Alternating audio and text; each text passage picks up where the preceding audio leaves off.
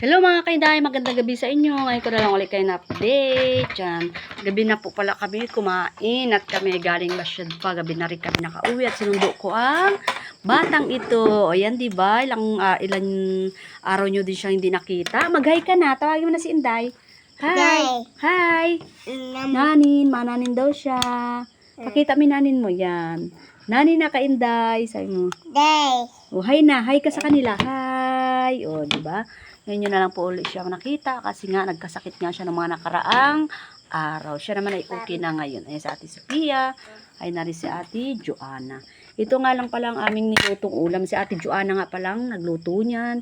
Bigay nga pala yan ni Tita Princess. Thank you Tita Princess sa pahipon. Bigay lang po niya yan. Ayan.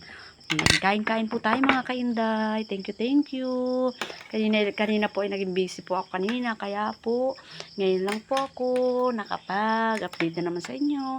Kain na po kayo sa bahay-bahay. Ayan. Xavier, hi. Xavier. Hi. Hi na. Hi. Tawag si kainday. Day. Ayan. Yan lang. Kain po tayo.